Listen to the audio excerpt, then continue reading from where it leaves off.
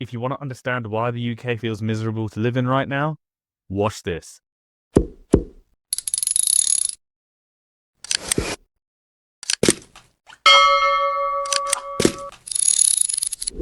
So, hello guys, and welcome to this episode. Today, we're going to be talking a little bit about the UK, and we're going to be talking a little bit about why there seems to be this, I don't know, this pessimism going around the country. It's not necessarily that standards of living are bad, but there just seems to be pessimism whenever you speak to somebody, and there's just something in the air right now which just suggests the UK is a lot more miserable than maybe it should be.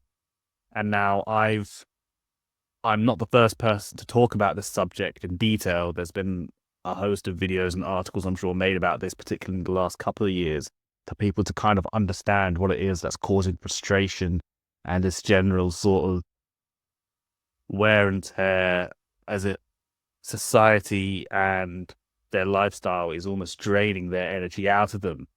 And I have my point of views. I've got a few different graphics on screen that I'd like to show you guys to back up my points of views. And I do also want to make it explicit that these are my opinions. Whilst there are facts on screen that are true, I'm making opinions off of those. They're not the gospel. So I will try my best to deliver my own insights, my own opinions on things. I'll talk a lot about sort of the cost of living. A lot of people are complaining about the cost of living, the factors contributing to that, which I don't think is a simple topic. I'll also talk a little bit about the effects of social media, increased loneliness, and how the UK is faring, particularly amongst other large economies in the world. And so to start off with, I think it's good to kind of remind ourselves as to when this long-term decline kind of began, right? And this actually happened arguably from 2008. I don't have the graphic on screen here, funnily enough. I do have it on later, but I've got a close second in terms of the graphic that I'll show you later, just for now. So you can see here, this graph kind of shows the UK productivity, i.e. the output per hour worked from a worker, right? Or from a person. And it's basically highlighting how it's been stagnant ever since 2007. And I know this graphic goes on till around 2020, but it has been the case that things haven't changed even up until 2026. And it's key to point out, really, how since the financial crash, the sort of trajectory that the UK was on to increase its productivity versus what happened post-financial crisis, we can see that we've not been increasing at the rate that we maybe should, right? And a persistent weakness in productivity is going to cause differences amongst its fellow economies, right? Especially if the other economies bounce back after a couple of years, which they did. And so you've got a place now where if you have a persistent lack of, if you have a persistent sort of deficit compared to your peers in your productivity, over time, your standard of living is going to decrease, right? Economic growth is a key indicator to standard of living. If an economy is doing well, if it's having persistent growth over a prolonged period of time, they're likely to produce and enjoy better resources and hence a better standard of living. And UK being a powerhouse, it's so used to being one of the major leading economies of the world. And if I'm somebody that's been born and raised in the UK, which I am, by the way, and you have these perceptions as to what you feel like your life's going to look like back in 2010, 2015 versus to what it is now, you're seeing other economies becoming a lot stronger. And not just that, you feel like your standard of living isn't maybe what it should be. A lot of people are working very hard to keep their jobs, especially in the middle class. The idea that you can take the step to the next level, the upper class, is becoming increasingly difficult. And also and we'll touch on this later, the influence of social media and sort of the comparisons and seeing other countries having a lot more of a positive attitude towards the future. With UK once being an economic powerhouse, the fact that there's other countries are catching up, I think psychologically puts into people's ideas that maybe their lives just aren't as good as they should be. I think another graph which illustrates the idea that UK's, how UK is kind of different in its growth compared to to a lot of the other major economies. There's this one here, right? So just an article published by the Financial Times back in 2023, where you can see here since 2008, now again, almost 20 years ago now, how output, UK output per hour work has changed, right? And what has been the result? This was pre-financial crash, and look at the rate at which the output per hour worked was increasing. You could see the growth in productive potential of a labor worker, but you see after the financial crash, the trajectory that probably should have stayed on versus what has happened since then is massively different, and the gap here is much larger than any of the other major economies have faced. So, if I had a so I think, even to be honest, having done a bit more research on this, apparently economists call this the UK productivity puzzle, right? It's outlined in terms of how persistent this stagnation has been. I guess after a major recession, you'd expect for the growth productive potential per worker to slow down for a little bit. It's just persisted over such a long period of time. And other countries that also suffered badly from the financial crash, US, Germany, France, they had this sort of setback too, but they bounced back, right? So the US was driven by its massive tech sector, and Germany and France also slowed down, but they started from a higher base of productivity per hour, and so they still maintain this lead over the UK. Whereas, in UK, perhaps in terms of their output per worker, it was maybe lagging behind a little bit compared to its competitors, and the financial crash really didn't help, and they didn't do anything or enough to get themselves back onto a stronger rate of improvement.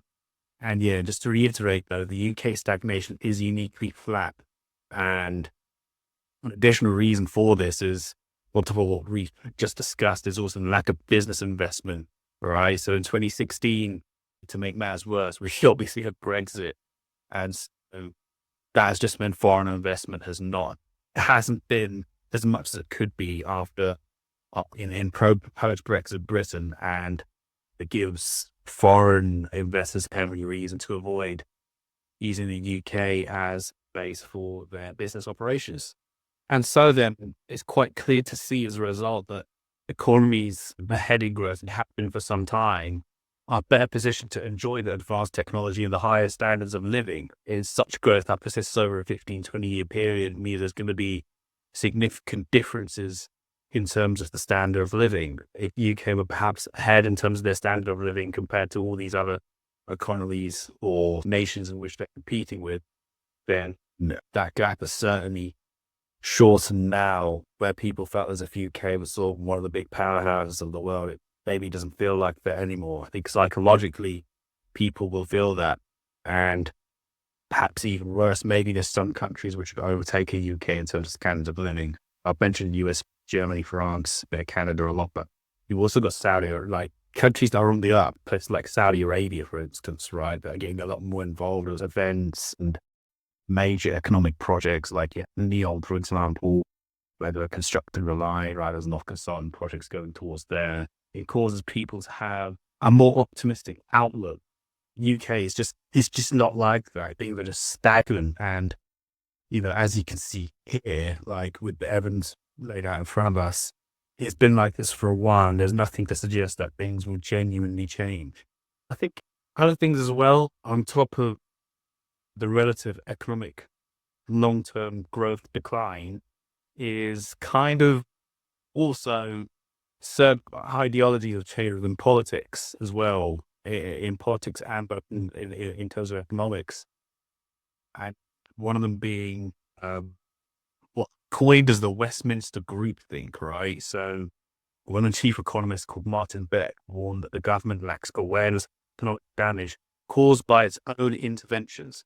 And so what is meant by that is, I think there's a period where we went through a lot of privatization, I believe, around Thatcher time, right? And there was kind of just this idea that once things had got privatized, economic growth was just going to continue. And so government attention kind of turned towards things like distribution of wealth as opposed to maintaining strong economic growth standards. But things change over time. We can see the graph here about the UK's productivity growth being really quite slow, or slowing down at least. And so it highlights the idea that perhaps the governments are being a little bit slow to react on as well. And on top of, in terms of the government lacking awareness of the economic damage it causes by its own intervention, there's also this idea of the collectivist mentality, so that both the Conservatives and Labour have become captured by the belief that the government can solve every economic problem. Once again, that's just tying into the whole where the government's attention turned from being focused on economic growth, going towards standard, not just standard of living, but distribution of wealth. And also, I guess, talking about internal economic consequences, which have occurred, I'll focus mainly on things like tax, price levels, and income, right? So I've got an article here which talks about living standards in the past 20 years, mainly talking about average household income. And so even here saying since 2005, looking over the past 20 years, typical family today would be £20,000 richer, and continued rate of growth trending in 2005. And it goes on to explain further that since 2005, typical incomes for working age families have grown by just 1%.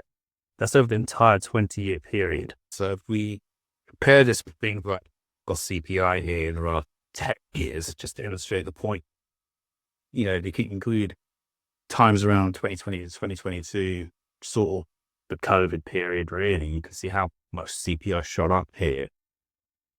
Basically, in this decade, in these last 5 years alone, it's never really dipped below 2.5%.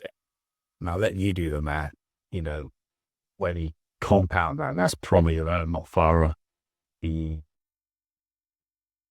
percent that was quoted here. And so you can see clearly how incomes aren't raising much, prices are. And to further illustrate the point, if you go on to briefly look at the tax bands, we can see here current tax bands, the threshold for 25 and 2026 remain unchanged. We're seeing prices for stuff going up. You would expect wages to typically increase 1-to-1 with that. And so what that means is when people are just having their incomes increase to keep in line with living costs, they're more likely to enter new tax thresholds where they're going to be taxed more. These are just little ways that people get poorer in the country, right? And it's silent, it's subtle, but when you've had this general decline over 20 years, these things add up. Going back to this article here, just to illustrate how little the actual typical incomes for working age families has actually increased. If it had continued at the rate that it was going at between 1995 and 2005, the growth back then over this 20-year period was recorded to be 35%. 35%, right? So had this continued, a typical family income today would be 51,000 rather than this actual level of 31,000. And this is exactly what I got, like people around my age, right? In our 20s, can't realistically own a home until almost 30, because incomes are not rising fast enough, and you've got taxes being silently, tax thresholds being frozen, and no tax thresholds or taxes are being beneficial towards the average working family. And so you're just getting into a situation where we're just having less money in our pocket to save week to week, month to month. And we all know about increase in the price of housing as well. So it's just becoming impossible to believe that we can own a home, by your mid-20s and late-20s, which is sad, really. It all contributes to the sort of general malaise that's felt across our nation. I thought I'd also add this graph in as well, which was posted as a device to the government website, right? Back out. It's this research analysis, which sets out the World Pay Commission's advice to the government on actual living wage rates for incomes. The page. You can see here that real wage levels are still similar to those in 2008. So here, if I focus on the yellow line, can see that the average weekly earnings of a household in terms of takes into account the Indirect inflation has barely changed since 2008. Like, this is around 2008, right? And this is our average household sort of purchasing power buy. And we're not able to actually get much more for our money since 2008. And you can see here, basically, what this is actually showing is the stagnation of middle class wages, as almost the government obviously realizes, that in terms of people trying to keep up with their previous sort of standard of living, it does require for wages to be increasing at a faster rate. If you look at this blue line here, this is the national living wage, right? And you can see the work that's gone in over a period of time to increase this wage for minimum wage earners to make sure they're able to keep up with an acceptable standard of living. And you're not seeing that same sort of trajectory with the average weekly earners, which is why middle class earners are feeding the squeeze, right? It's time over nothing. There is really and policy advisors are fully aware of it.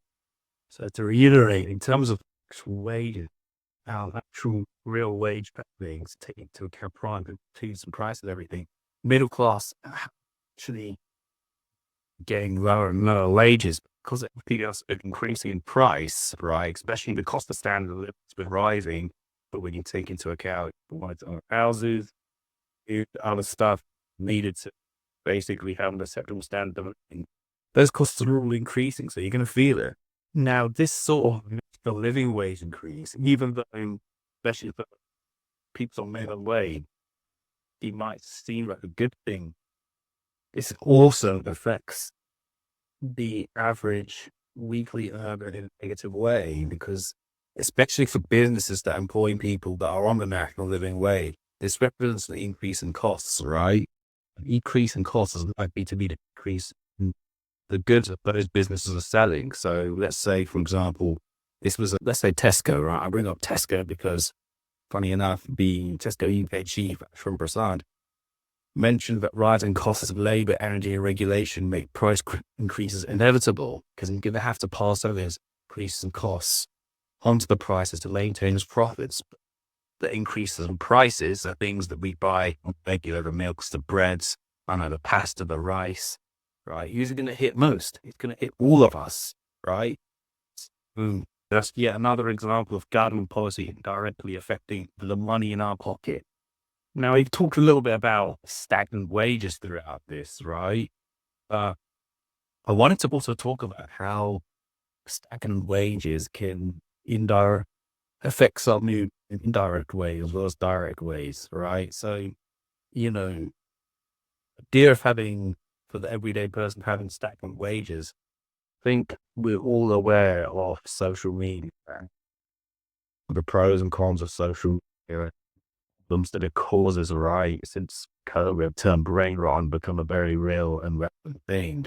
And I guess in an era of stagnant wages, we have things like Instagram, TikTok, even like exit times where people are doing their doom scrolling, comparing themselves to other people's lives, and mostly the wealthy, right?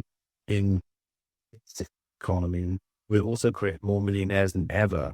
And so you've got a case where the average person, it's normal to want to look at and better yourself, I think, to better your situation. We got a situation where it's become more difficult for average earner to break out of that. And at the same time, we're going on social media, they're looking at the fact that there's more millionaires out there than ever.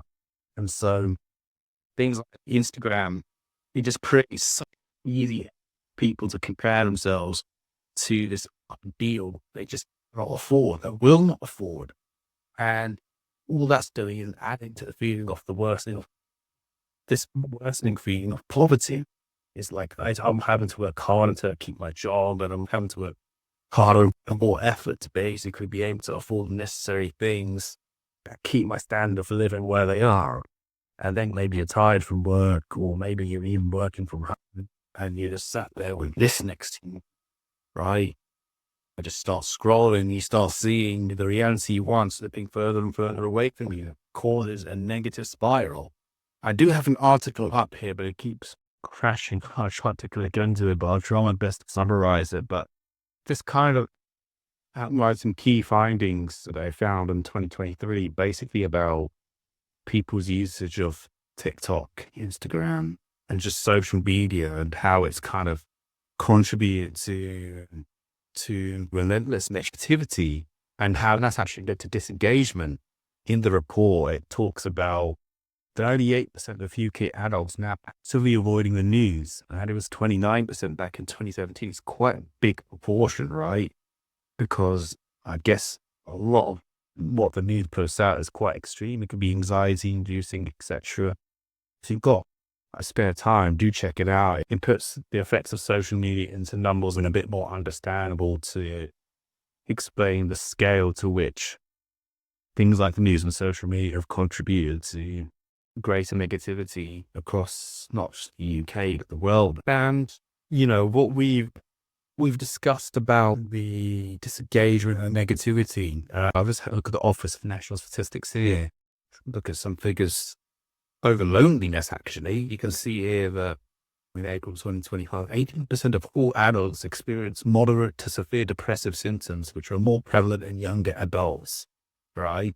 And this comes to especially the younger generation with the relentless comparison of social media to an idealized life. It's just simply just feels far further and further out of reach. And this probably is coupled with the whole idea of costs of living increasing. I think maybe a little bit, you can see here when asked about important issues facing the UK today, most commonly reported issues, cost of living, NHS, the economy, right? And look, 3 in 4 adults report that the cost of living had increased in the last month. And this proportion has increased from 66% in the previous period. It's a sizable increase there of 6% in such a small amount of time. So what else? Look, younger adults report higher levels of loneliness often. 31% amongst adults aged 16 to 29, compared with 25% aged 30 to 49. I couldn't find it specifically here, but I did make a note also that to put into actual numbers that 3.3 million people in Great Britain now describe themselves chronically lonely. So that's a big thing. UK is a population of 65 million people, and a portion of that are under 18. It's a really damning statistic about how we live in a world where we could never be more connected if we tried, but also more isolated than ever. And, all these factors that we've talked about in terms of the economic situation, things like social media playing its parts, and this general malaise people are feeling. Some people, it's left them in a place where they socialize less. Another statistic which might help to explain why maybe more people are finding themselves chronically lonely is working from home can blur the line between rest and labor, right? On one hand, it's good we don't have to do the commute, but on the other hand, it is quite important to be able to separate work from the rest of your life. And if you're working from home, it's very easy to blur those lines. I've certainly heard of stories where people have struggled to create those boundaries between the different aspects of their lives. And there was a Microsoft Work Trend Index. Let's see if I can find it. Let's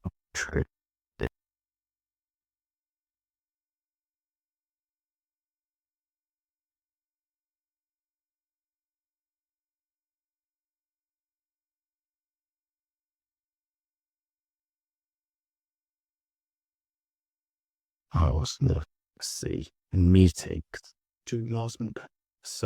some information on meetings here, and little insights into people's habits after hours chats, late night meetings starting after 8 p.m. are up 16% over year, but an increase in cross time zone collaboration.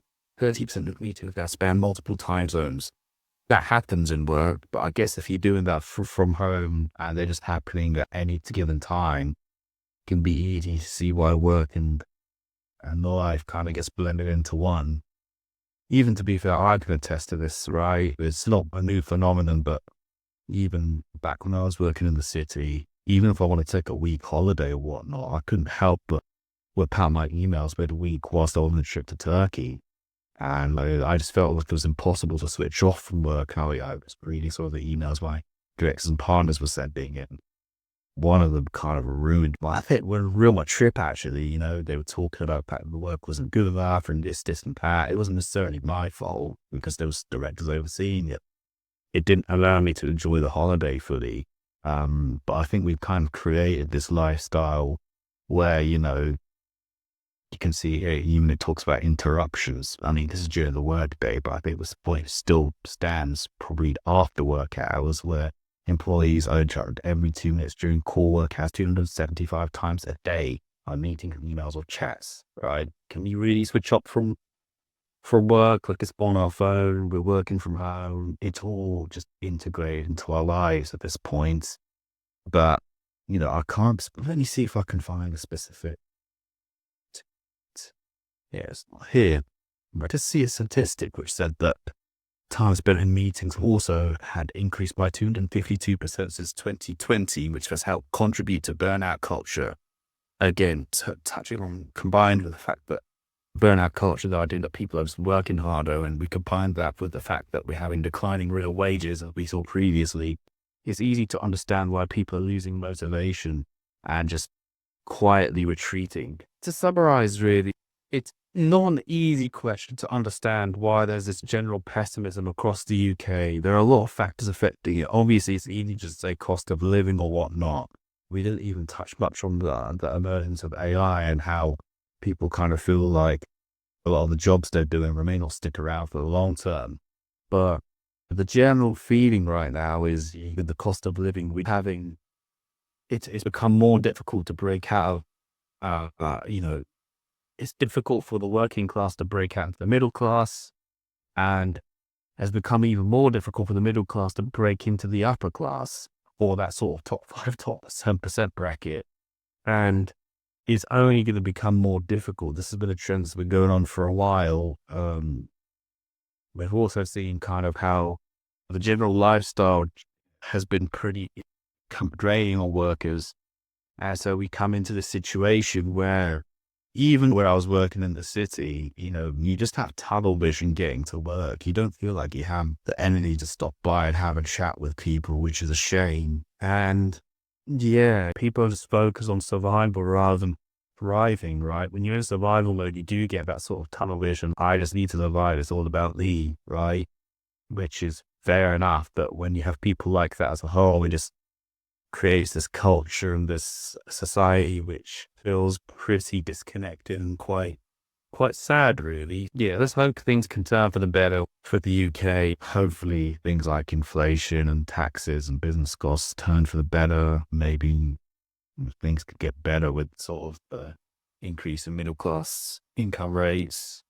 But, you know, more than that, people need to have belief that living standards are going to improve. It's really important for a person to feel like they can head towards somewhere, that they can be forward thinking, because I think it's a very important part of life to feel like you're traversing through the right path. That's all from me. I hope you guys enjoyed it. And, you know, I'll continue to do these videos, and I hope you guys are also enjoying it. And hopefully over time, the quality of the videos will improve. Hopefully you prefer listening to what I have to say as the episodes go by. It's all new to me, it's all fresh, and yeah, let's just see how it goes. If you enjoyed the episode, please like and subscribe, leave a comment, leave any recommendations, they're always welcome. And I'll speak again soon.